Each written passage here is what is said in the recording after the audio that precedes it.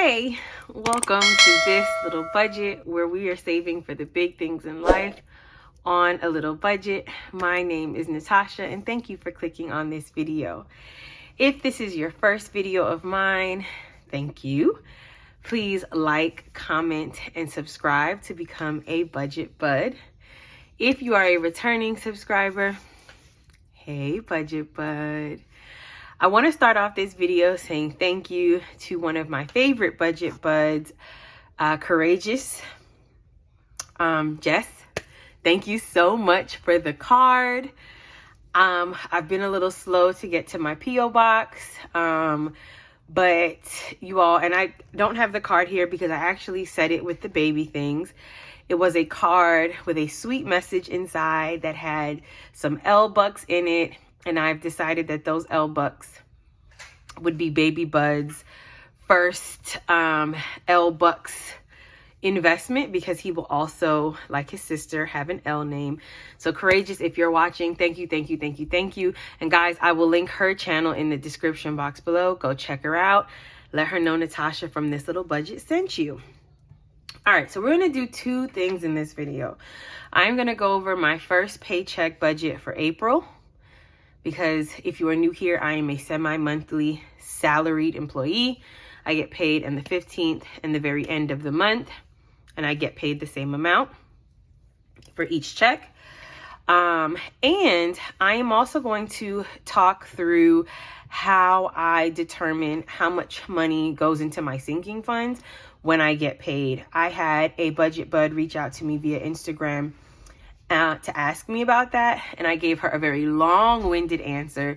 She did ask if I had a video, and I did not, and so I figured this would be the best time to go through that video. So stay tuned, and if you're interested in getting started and figuring out what you put in your sinking funds, this may be the video for you. So let's first start with my budget for April.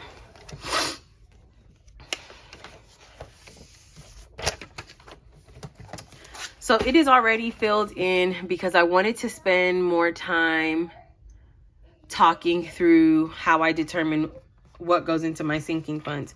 So really bad start to the month. So rollover is at 0, and that's okay. It's fine. I get paid on the 15th. Funny story. The 15th is Good Friday. I thought that that was a bank holiday and that the bank would be closed. So I decided to take the money from my savings, and when I get paid, put it back, because I'm like, well, the bank is not going to be open and I'm not going to be able to do my cash stuffing. Excuse me. Only to find out that the bank is indeed open on Friday and indeed open Easter Monday. So I'm not sure what I was thinking, but whatever. So my salary, after I account for my tithe and a percentage that goes to my savings, I am left with a little over $1,900, but I am now just rounding down so that that money can stay to my budget. I do not account between now, today's the 13th, 2 days from now, getting any other funds unless I hit the lottery of some sort. So $1,900 it is. Here in yellow are all of my, fixed expenses. So my car insurance, $127.32. My city credit card. If you watched a few videos ago, I told you I had taken $1,000 from my 100 envelope challenge, and I made that big payment.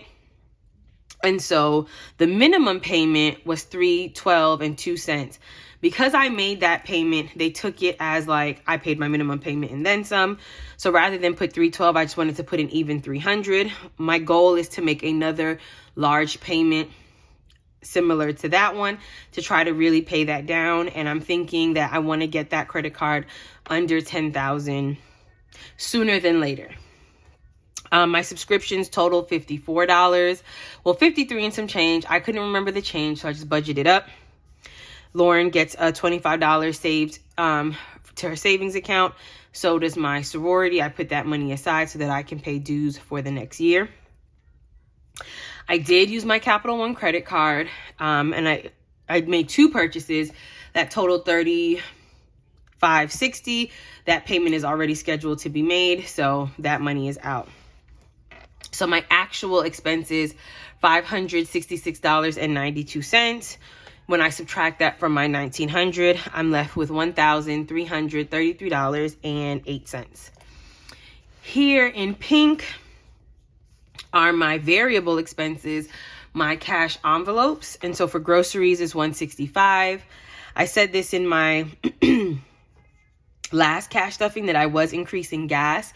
I rather have more than just enough, if that makes sense, because gas prices have risen, and haven't really gone back down. I apologize. I am at the stage in my pregnancy where indigestion is pretty bad. I just ate and I felt like I ate too fast. And so my body is just doing some weird stuff. So I apologize. Gas is going to get $90. Household is going to get $50. Spending will get $75. Food will get $50. My daughter will get $10. And so this is just if she's back into her Happy Meal phase. So that's a thing. If we so happen to go to the dollar store, whatever the case is, she has $10 cash on her to make that purchase. And then I did raise miscellaneous to $20 just because I wanted a more even amount than $15 for no other reason than just me being who I am. So that total was $460 or is $460. When I subtract this $460 from the amount remaining, the $1,333.08, I'm left with $873.08. This time around, my sinking funds will get $396. My savings challenges will get $290, and whatever few dollars are left in my wallet.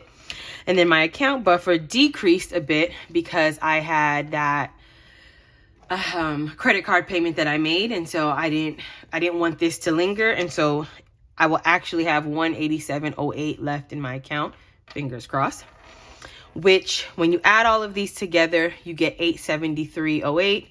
Subtract it from $873.08, which was the amount remaining, for a zero-based budget. I intend to start leaving my debit card at home. I just been a little swipe happy recently, and I want to get back to where I was just strictly cash, which means sometimes you just need to be a little bit more disciplined. And I'm saying we, but I'm speaking to myself. And so I'm going to be leaving my debit card at home just until I get back into the swing of things, because we can't do this. And then here's where I just break down my paycheck denominations. This in pink to match up with my variable expenses, green my sinking funds, and blue my savings challenges, for a total to be stuffed $1,146. So rather than go through the amounts here, let's go ahead and put this to the side. Oh, I'll move it over here and move over to my floral notebook. And let's talk sinking funds. So, guys, I got to put y'all to a slant. Okay. So, and I just realized I do not have a calculator handy.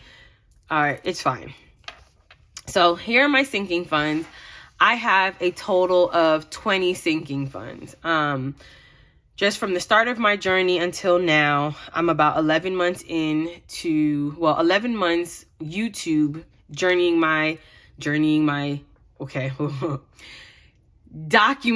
journey on YouTube, 11 months, but I started this about 13 months ago and just getting really serious. Some of my sinking funds have changed over time based on just my needs changing and really finding what works for me. Before I go into this, let me just say that when you're figuring out what to put in your sinking funds, it is your budget. It is individualized for you. And it is all about what is a priority and a need for you and for your family. And so this is just the way that I think about it, because this is how it has helped me to continue to save and want to save over time. And it's what works best for me, and it works best for my now growing family. So this is the first paycheck of the month.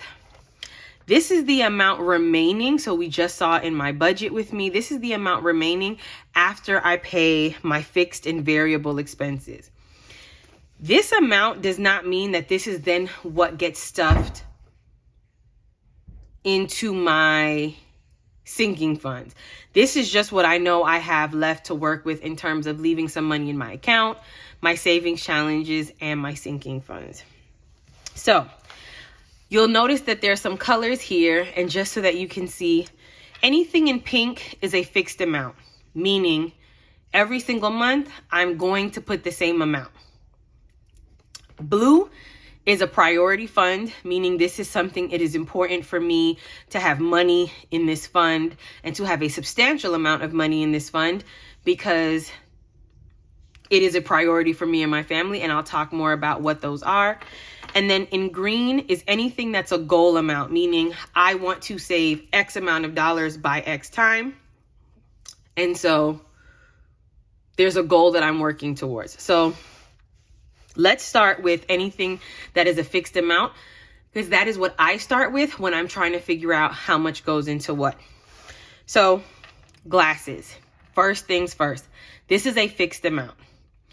I put the same amount every single month, usually from the first paycheck of the month, because I have more money left over because I have fewer expenses, or not that they're fewer, because I have about the same amount each check.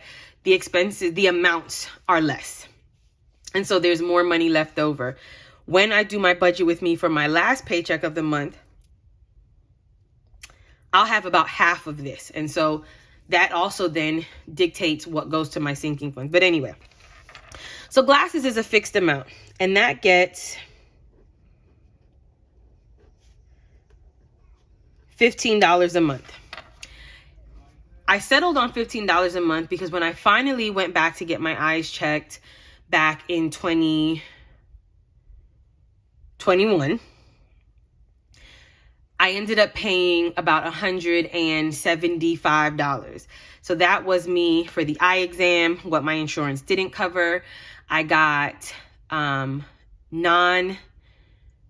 brand frames, and I paid specifically for anti-glare and the blue lens, etc., plus tax.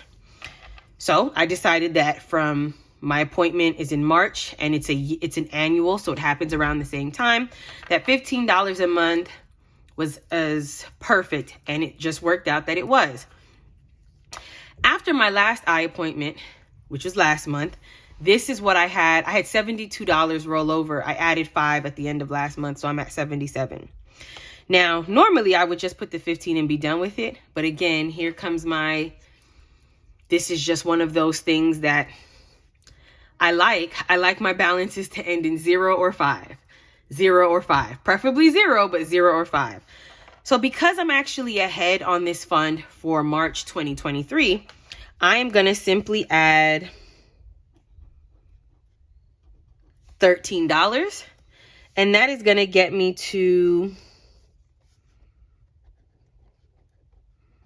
a balance of 90, which is nice because then now I'm back to multiples of 15, and I'm going to keep adding $15 a month.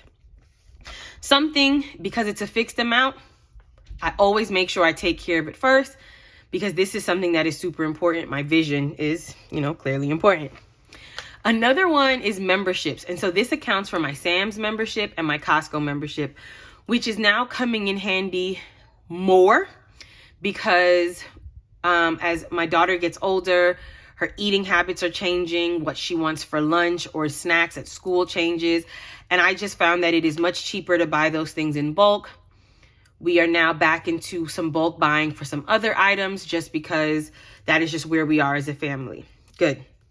These come out annually as well. One comes out in June. The other comes out in July. I need $105 to cover both. Now, as you can see, I have $165. I am fully funded for the year. So all I've been doing was just simply adding $5 to keep the fund going. But this is a fixed amount in that when it is not fully funded, I do add $20 monthly. One, because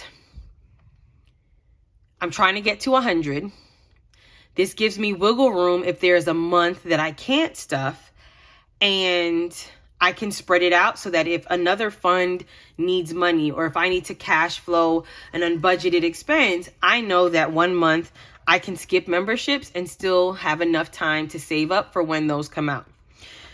We are fully funded. It is April. That money is still not coming out of this fund. I'm simply adding the normal $5, which is going to bring me to $170. There goes that ending zero balance. My last fixed amount is tuition. Now, we split, my boyfriend and I, our daughter's tuition, and I am responsible for $150 a month. So this gets split, and I'm going to put a little 1 and a little 2 here. More comes out of this check because, again, there's just more money. There's less money coming out of my second check because I have higher, I have expenses that have higher amounts. This has to be stuffed, and this amount has to be stuffed. I cannot compromise on this because I have to be able to have my amount to pay that at the end of every month so that I can pay for the next month. So I'm going to add 100, and that is going to take me to 250.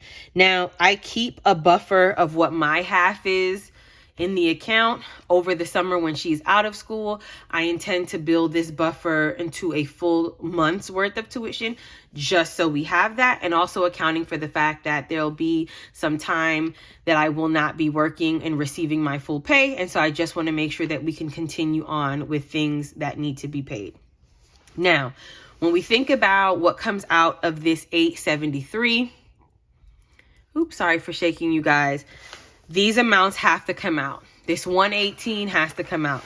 So if all I had was 173 left over, I know when all of these come out, there are probably no other funds that get stuffed. So I take care of my fixed amounts first, and fixed amounts are based on actual needs, not necessarily wants that I have and or my family has. So me, my family, my daughter. After that, depending on what is left over, I move to my priority funds. I have 6 priority funds. The first one is car. I'm taking care of maintenance, and I've now added my car tags because I want to try to save as much as I can towards that. So I don't have to cash flow as much. Okay. Car maintenance. The deal between my boyfriend and I is that we share a car. It's technically my car, a car in my name, but we share it. I take care of the actual car payment and the insurance. He takes care of all the maintenance for the car. But I am a woman. Mama ain't raised no fool. So I do save for maintenance just in case. It is a priority for me to have $1,000 in that fund so that if anything happens, I can cover a new set of tires. I can put a down payment towards a bigger expense if we have to fix something, anything like that. When it comes to priority funds, I have a bare minimum that I'm comfortable with, and I have a max amount that I can do without overexerting my budget. So in this instance, I have my little cheat sheet here off to the side. The most that I am comfortable, or the least amount that I'm comfortable with for any one of my priority funds is $15. The most at any given time is $40, but I don't think, unless I had my tax refund or I have a surplus of cash, I've ever really done $40, but that is the max. This time around, I am adding $25 to maintenance, and I am adding $10 to car tags. I think I need like $122, $123 for my car tags. So that'll bring me to $765 and $95. So almost there for both amounts that I need. My next one is emergency. I am working towards getting to $1,000 in my emergency fund. I'm at $480. What better way to keep motivating myself to do this is to get to the halfway mark So I put $20. And that gets me to $500. And again, I'm in that nice sweet spot between, this is more than 15. It's not quite 40, but it is still a pretty decent amount. I'm going to do the same for Future. I did tap into Future to make some purchases for the baby. Well, we live in a 2-bedroom, so it'll be the baby and my daughter's room. And so we just needed some big things there. And so I did dip into this. This was at like around $700, but I did dip into it. I used the fund for its intended purpose. So I want to get that also to $500. And so I'm going to put $20 there. For medical, this is a big one because I am anticipating having a major medical bill come in a few months. We are currently at $372. Again, this does not end in a 0 or 5. And so my goal is to get it to a place or a balance that I like. So I'm going to just add $18 because it gets me to $390, which ends in 0. That's just like a personal preference. It probably doesn't matter to some people, and that's fine. It probably doesn't matter to you, but it does to me. And again, this is a priority. It's above the $15 mark, that, you know, the least amount that I'm comfortable with, as well as I get to still build this up. So from now, when it's at $390, barring any small things I may have to pay for, I can continue to add to that and build it up. Tech is a priority, but on the totem pole of priorities, it's pretty much at the bottom. So I add the bare minimum, which is $15. And that is going to get me to $360. This is a slow build because I am in need of a new personal laptop. I would like a camera that is not my phone. So eventually I want to invest in a new camera, which is around $700. The new, if I do everything brand new, that is. The laptop would be about $2,300. So we're at $3,000. I would like some lighting, which is about $70. And then I want some nice editing software, which is about $200. So we're looking at pretty much $3,500, $3,600. So this is definitely a slow build, and I'm only at 10. I will only be at 10%. So yeah, no rush. This little budget, which is my channel, used to be the priority. It still is the priority, but I had to shift focus when I was thinking about travel. So my boyfriend's family is about 6 hours away. And I have my sister who's also 6 hours away. So we can drive, you know, we pay for gas and things like that. My other immediate family is about 20 hours away. So that is somewhere we have to fly. And now considering that we'll soon be a family of 4, those tickets add up. So travel is now a priority because we at least want to be able to have enough money to fund one trip to either side of our family. So this normally would get 25 because I want to build it up rather quickly. But because I want to leave a buffer in my account, I want to put a decent amount aside to my savings. I'm only going to put the bare minimum that I'm comfortable with for my priority funds, and that give me $275. Again, this is how I think about my sinking funds. This is what works for me, and it is what kept me motivated to keep saving. Let's keep going so this video is not too long. Next up is green, which are goal amounts, meaning I have a set goal that I'm looking to reach. And there's only 4 of those. So the first one is birthdays. Birthdays happens in 3 categories: my birthday, my daughter's birthday, and then general birthdays. The goal is to save the same amount for each. So I do $10 for each. So that equates to $30. And that's going to get me to $490. And then of course I have the breakdown in my book about who gets what and what all that good stuff. The goal amount here is based on the present that I'm looking to buy. So for general birthdays, meaning just for like immediate family, close friends, I do a max of $40. I think that is generous. Some people may say it's cheap. It is what it is. For my daughter, we go based on the gift we want to get her. We want to get her a Nintendo Switch. She enjoys playing games and things like that. And the Switch Lite is $200. So I'm saving my portion of that. My boyfriend will contribute his portion of that. And then I like for her to take pictures and other things. So I'm saving for all of that. My birthday, I had a goal when I thought I could go to the casino and have a good time. But I will not be able to go to the casino because they still allow people to smoke in the casino. And even as a non-pregnant person, I'm not big on secondhand smoke. But now that I am making sure that my son can make it earthside safely, I'm just even more cautious about that. So not sure what I'm going to do with my money yet, but I had let go of a goal because I was no longer saving for that. All right, anyway, Christmas is another goal-oriented or goal-centered sinking fund. I would love to save $1,000 again. However, I am not doing a savings challenge right now. And to think that there may be about 6 or so weeks that I will not be getting paid. I may not get to that point, but I do like to save $40 a month. So $20 a check. And this will get me to these dotted lines. $225. I will need to ramp this up at some point, but for now, this is what I am comfortable with. Gifts, I would like to have $200 in gifts. Graduation season is coming up. I have quite a few friends of mine that are also expecting little ones. And so I try my best. Let me see what I'm putting here. To put anywhere from $10 to $15 to get to that $200 mark. And so I am putting $15. This will get me to $125. And the last one is hair. So like everything with inflation, prices have gone up.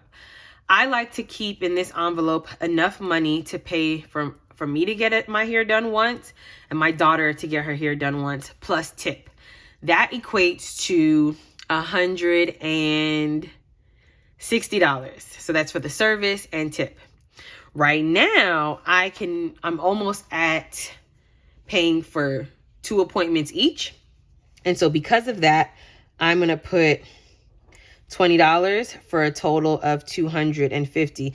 This will take a dip come Friday because I'm getting my daughter's hair done. And then I am going to get my hair done for my birthday next month. And so if I don't stuff this again after this check, I'm actually okay because I can pay to get this done and not have to dip into anything else.